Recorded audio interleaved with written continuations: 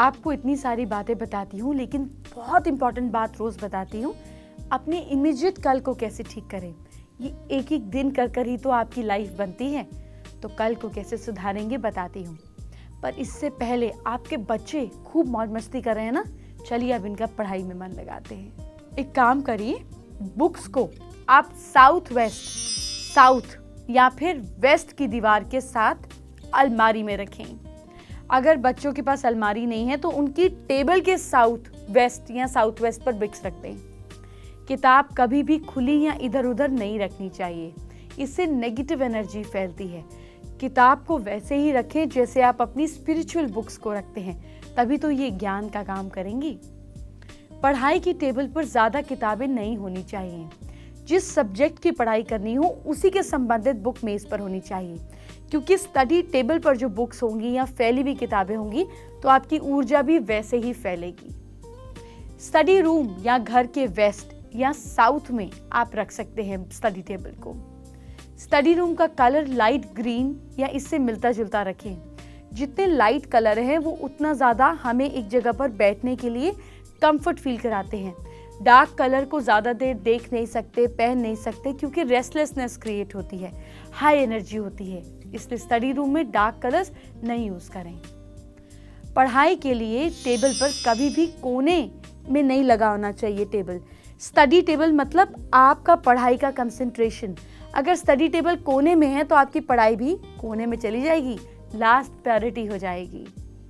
मेज या टेबल को हमेशा रूम के बीच में या दीवार से थोड़ा हटाकर लगाएं ताकि एनर्जी सर्कुलेट कर सके। अच्छा, पढ़ाई करते समय बच्चे का चेहरा ईस्ट या नॉर्थ में रखना चाहिए। ईस्ट में रखने से वन पॉइंटेडनेस आती है और नॉर्थ में रखने से लाइफ में क्लैरिटी आती है। साथ ही एक बात का ध्यान रखें कि बच्चों के कमरे में टेलीफोन, टीवी, डीवीडी नहीं रखें। क्या होता है कि जो बच्चे पढ़ते पढ़ते म्यूजिक सुनते हैं, टीवी ऑन रहता है और पढ़ाई करते हैं और ऐसे ऐसे टीवी भी देखते हैं, कि सारी आदतें इन्हीं खराब वास्तु के कारण डेवलप होती है। बच्चों का कमरा इलेक्ट्रॉनिक्स फ्री रखें। अगर स्टडी रूम में टॉयलेट या बाथरूम अटैच हो तो उसका दरवाज़ा बंद रखें। अगर नहीं है तो कोई बात नहीं, है तो दरवाज़ा बंद रखें ताकि एनर्जी ड्रेन नहीं हो। पहले की अगर आप अपनी नानी दादी की किचन में जाकर देखते तो आपको जायफल वहाँ पे ज़रूर एक डिब्बी में पड़ा मिलता। ये जायफल लोग खाने में, आजकल गरम मसाले में ये डलता ही है, आता ही है, लेकिन खाली जायफल कितना फ़ायदेमंद है वो भी इस मौसम में आपको बताती हूँ। पर चलिए पहले गुलाब के फूल की बात करते हैं। गुलाब का फूल आपके घर की शोभा को भी बढ़ाता है, साथ ही आपकी हेल्थ का भी ख्याल रखता है। कैसे, जान लीजिए। अगर कान में दर्द है तो गुलाब की पत्तियों के जूस की कुछ ड्रॉप्स कान में डालने से दर्द में राहत मिलती है। और तो और अगर चंदन के तेल में गुलाब के अर्क यानी कि एसेंशियल ऑयल को मिलाकर मालिश करें तो शीत पित्त में फायदा होता है। गुलाब के अर्क एसेंशियल ऑयल में नींबू का जूस मिलाकर दाद पर लगाने से दाद ठीक हो जाता है। तो गुलाब का फूल या इसका एसेंशियल ऑयल अपने घर में जरूर रखें।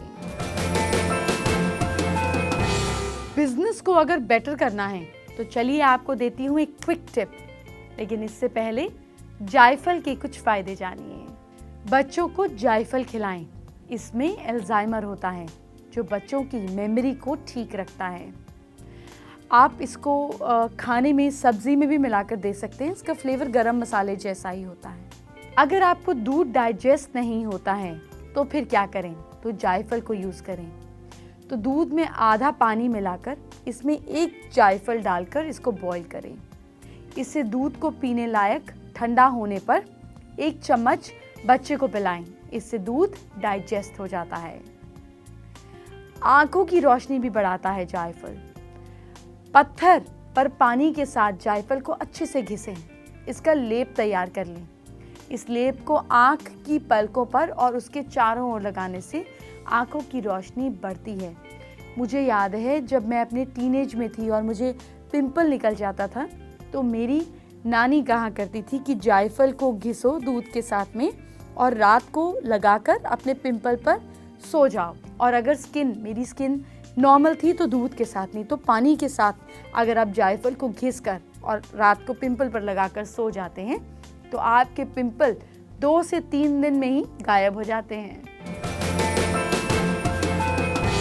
फिर से बात करेंगे आपके कल की, आपके फ्यूचर की। पर चलिए इससे पहले जल्दी से बिजनेस बढ़ाने का एक तरीका बताती हूँ। बिजनेस बढ़ाने के लिए क्या करें कि वेडनेसडे के दिन एक ग्रीन कलर के कपड़े की छोटी सी थैली तैयार कर लीजिए। श्री गणेश के आगे संकट नाशन गणेश स्तोत्र कहीं से नहीं मिलेगा, गूगल से मिल जाएगा। इसका 11 पाठ कर लीजिए। अब थैली में 7 मूंग के दाने, मूंग की दाल के 7 दाने, 10 ग्राम मतलब लगभग समझिए इतना सा साबुत धनिया, एक पंचमुखी रुद्राक्ष, ये भी इजीली मिल जाता है, एक चांदी का सिक्का, अब ये भी दीपावली गई है, घर में बहुत सारे होंगे, या 2 सुपारी और 2 हल्दी की गांठ रख लीजिए। अब दाहिने मुखी गणेश जी को शुद्ध घी के मोदक का भोग लगाइए। अब ये थैली तिजोरी या कैश बॉक्स में रखने के लिए तैयार है, इसे रख दीजिए। इसे रखने से आपकी फाइनेंशियल कंडीशन अच्छी होने लगेगी, आपका बिजनेस बढ़ने लगेगा। ट्राई करके तो देखिए।